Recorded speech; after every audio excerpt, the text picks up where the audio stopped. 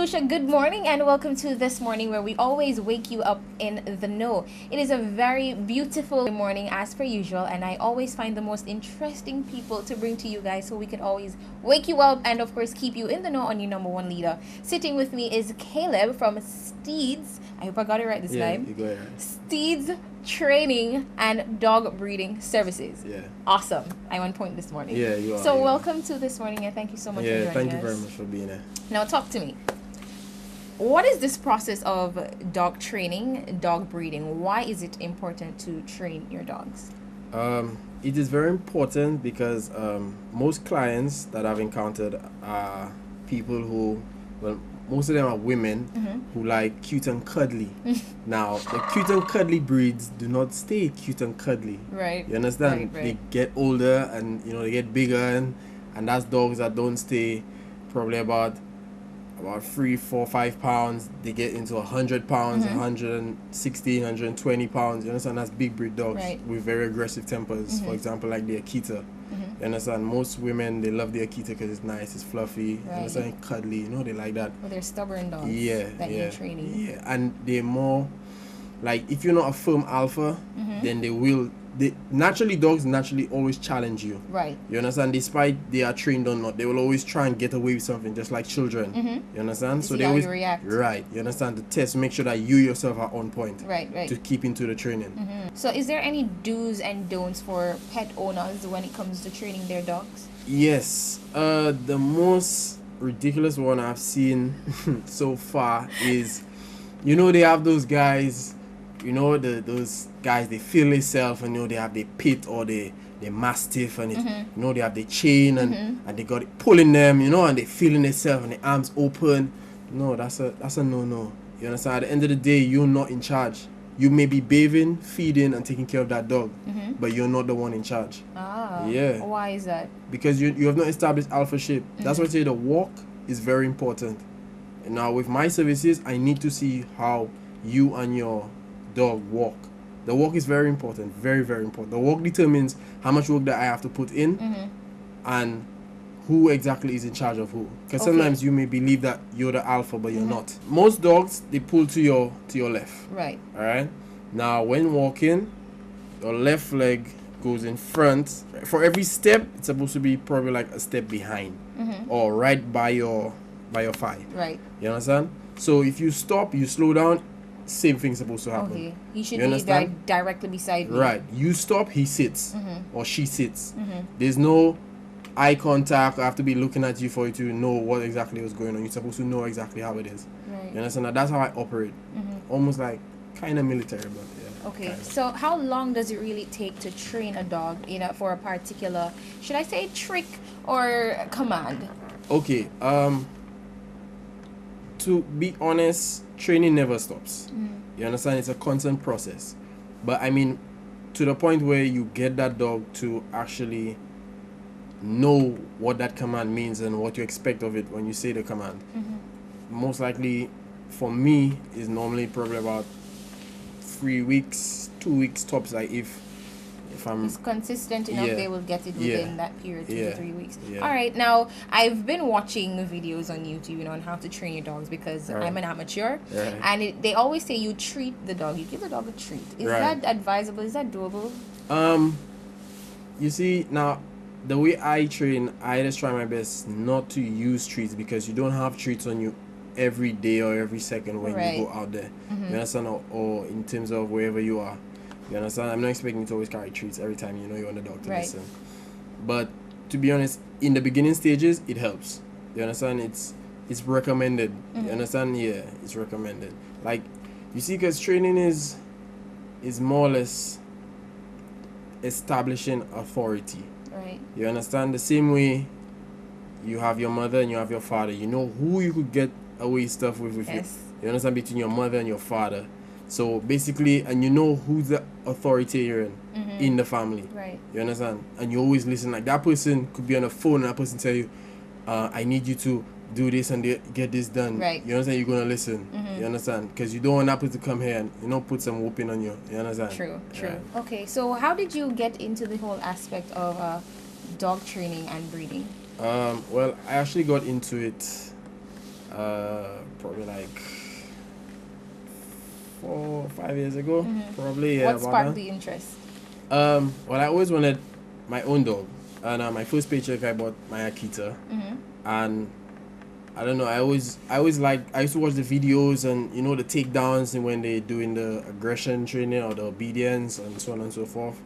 And I don't know. I just I like the vibe. I like the enthusiasm that was going on between them. Like in sync, like owner and dog. Like that kind of speed. So do you have any social media handles just in case we want to reach out to you for your services? Yes, I do. On Facebook, you could always reach me on my page at Steed's Dog Breeding Services. Contact number at 713-1229.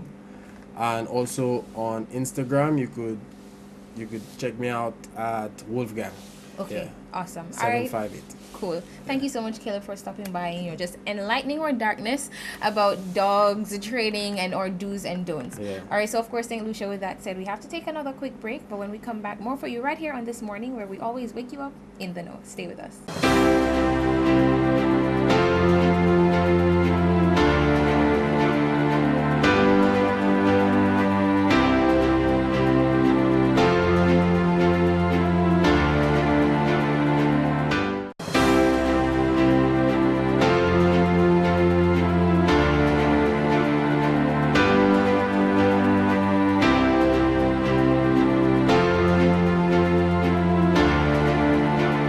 Lucia, welcome back to your number one leader, DBS, for This Morning, where as per usual we always wake you up in the know.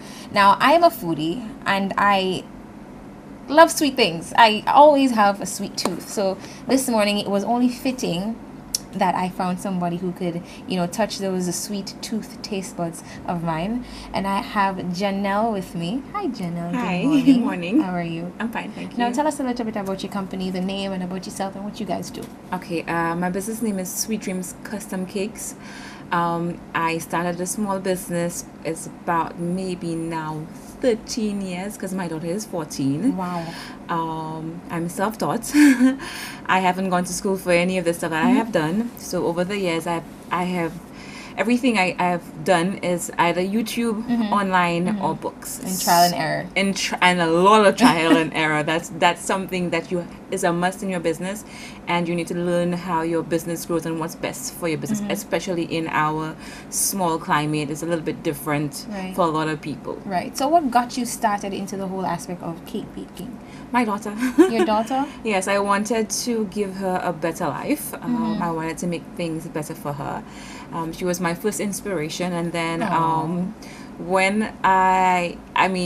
when you think of birthday cakes, you as a young child, I grew up with my aunt doing cakes and stuff, but it was always the same things that you saw, either a stacked cake or a round cake, but nothing out of the norm. And one day after watching Food Network, because I'm a foodie too, I love creative stuff, and Ace of Cakes, that program had just come out. So I started to watch, and the more I watched, the more I liked, and so I started to practice. And my first occasion of baking a cake was for her first birthday. All right, so I did everything, my cookies, everything I created just around, and it was a Minnie and Mickey Mouse theme. Okay. So that's when I started, and people say, well, try to see if people will actually want to buy your cake, and start posting and start doing stuff. And I started to do small things. And trust me, what you see now is not what was there before. Wow, really? Yes, because when I started doing this, I started with a little bit of royal ice and a little bit of fondant, and then it became practice and more practice. And I'm a perfectionist. I like to see things done properly, and it's not only about the look of the cake, but what's inside of the cake. So trial and error for my recipes. I have structured my recipe in a way that suits me. It suits my climate, because baking is an actual science. Most people don't know that, but the weather, the temperature of the oven, the height that you live at. So if you're living on a very tall hill, you need to bring down your temperature to help with your cakes. So, or put less leavening agent in your cakes. Nice. So what are some of the designs that you've done so far in making your custom cakes?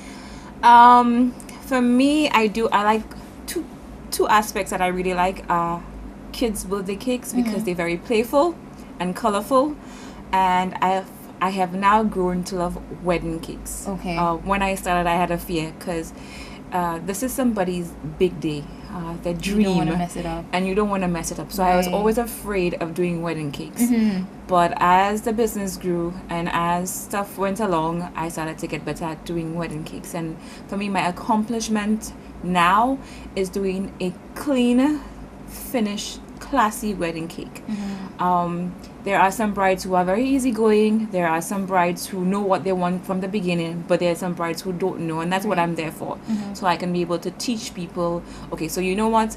I know what your vision is, but let me explain to you how it's going to come out if we do it this way, if we do it that way. Because a lot of people know what they want, but they cannot execute what they want. Okay. So I do a lot of research when I do weddings. I send pictures. I use a lot of Instagram. I use a lot of Pinterest is my go-to for photos.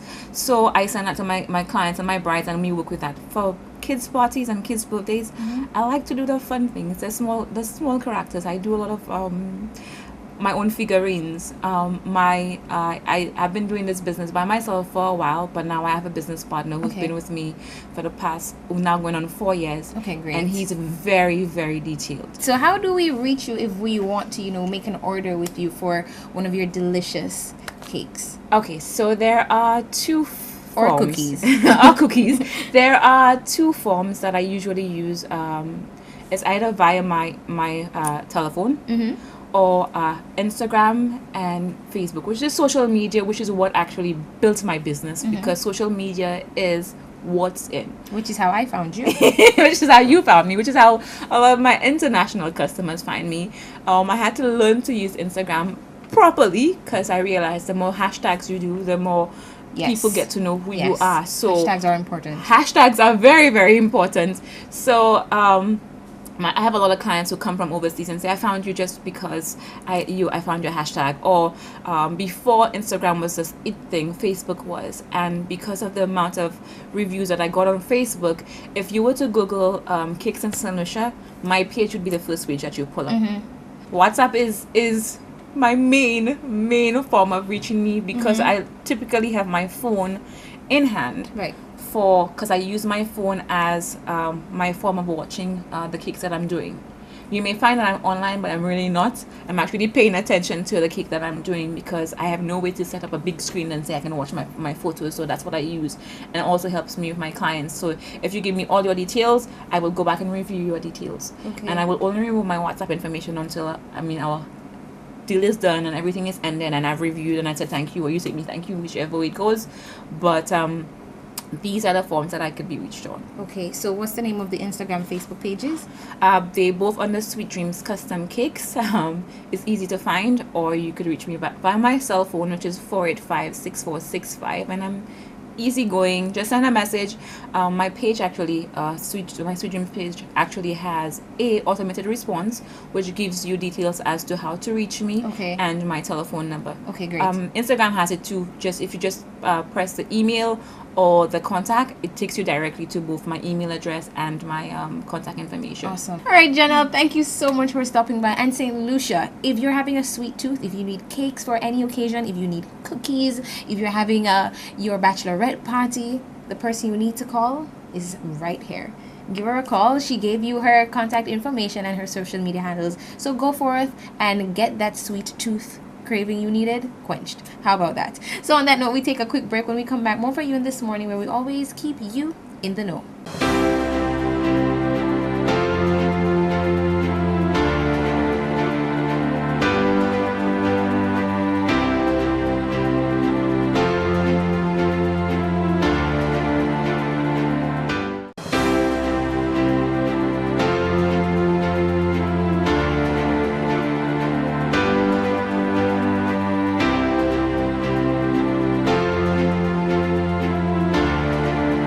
Welcome back, St. Lucia, to This Morning. As per usual, we always wake you up in the know, and there's an instrument next to me, and I'm excited because your girl loves music. I'm a music lover since the time, and of course I have a fellow musician with me. Of course, we all know Rashad. Rashad, what's good? Welcome to This Morning. Everything's blessed. Was it Everything is blessed. Awesome. Everything is great. Thank you so much for joining us. Now, I want to know, I consider you to be a musician extraordinaire, because I cannot play an instrument to save my life. Okay, wait, I lie. I tried, but I gave up. You know, it was just a little bit too tedious, and I wasn't persistent enough. When did you start playing an instrument? I started playing about 5 years ago. 5 years. Yeah, and I started at the School of Music, and then from there I just transferred to home studies on YouTube and things like that. Yeah. So from there you basically self-taught yourself everything else. Okay. My first teacher was Lucas Hines. So okay. Nice. So are there any other instruments that you play? I play guitar, a little bit of guitar, and I play like 1-2 songs on piano every time I touch it. So now, how did you know that you wanted to be a musician? Well, it started when I was in Tortola because I wasn't always living in St. Lucia. So when I was in Tortola, my mother saw this music person, musician. A music prodigy. Yeah, and then she basically told them about me because I was always telling my mother, I want to join music school, So then after that experience, I joined the music school and I started on guitar because they didn't have saxophone there, so that's where I kind of got my playing with my guitar. And then when I came to St. Lucia, that's when I got the chance to play saxophone after I won the X-Tempo competition. That was in 2014, I believe, or 13. So after that, that's when I read that saxophone journey began. And not only that, you are also a writer and artist. Now that, I guess, it stemmed from having that musical air with music. You kind of transform that into being your own artist. Tell us a little bit about that journey. Well, that journey in itself, it was kind of rough on the beginning ends of it when I started to wet my feet on it. So it started off like I was a producer and everybody wanted me to produce for them. Right. But then I wanted to branch off in the field of becoming an artist, so I kind of had to segregate myself a bit with all the, what time we could come to the studio. I kind of had to stop that and then kind of focus on me for a while. Right. That was probably a couple months, probably like 4 months, 5 months now. And everybody has been really accepting to it, and it's like I'm finally getting the chance to rebrand myself, so I'm appreciative of that. Now, you recently had a latest release. Tell us a little bit about it, the name and the idea. Alright, the name of that song I just released is called Lock Up. Locked Up? Yeah, Lock Up. Okay, Lock Up. So it starts like, that wind up me, lock up, lock up, lock up, lock up, baby. So that was basically, that song was talking about my experience of having a girl next to me all the time, like a girlfriend, a partner in crime. And it's like, when we got out of the relationship, that song is basically talking about that experience that I had. So was it produced by you? It was, I got the beat from online, and the recording and the mixing and mastering was done by Dwight Flora. Now, are you a part of any bands, knowing that you actually play the saxophone? Is there any bands that you are a part of? Yeah, I play with the Dynamics band. Okay. We get gigs off and on, and I also do performances with Arthur, Michael Robinson, and Tori as well. Okay, as in Toriel? Toriel, yeah. Okay, great. So is there any events that you are an extraordinaire in? So let's say some of the events that you play at. Well, me headlining an event, that will be something of my dreams to come. And for 2019, we all have our. So we can say we'll see Rashad for a jazz festival. True, that's along the lines I really want to go to. So I really want to expose myself as Rashad Joseph. Come out and sing your songs, boy. Nice. So what are some of the functions or occasions that you are normally booked to play your sax? Okay, well, I usually get a lot of weddings, and you can contact me on social media or anywhere, and we can discuss bookings. But first, it has to go from my manager. So give us all that necessary information we need to reach out to you for bookings. So you can check me out on Instagram at Rashad Joseph, Facebook at Rashad Joseph, YouTube at Rashad Joseph. About everything is Rashad Joseph. And to reach your management, how do we find him or her? Okay, well, you can call my number, you can message me on WhatsApp. That's 487-8421, and then I'll just direct you to Well, guys, I of course got Rashad in studio with me, so he could tell us a little bit about his experience in the music industry and being such a young man coming up, and he's already renowned at playing the saxophone. I wish I had the dedication and the patience to learn, but I don't, so I will stay in my section. But of course, as we sign out of this morning on your number one leader, DBS, I'm going to ask Rashad to take us home while I tell you to enjoy the rest of your day and by extension the rest of your week, and we will see you again tomorrow morning for more of This Morning, where we wake you up and keep you in the know. With that said, Rashad, my selection is, I think I want to hear Shape of You.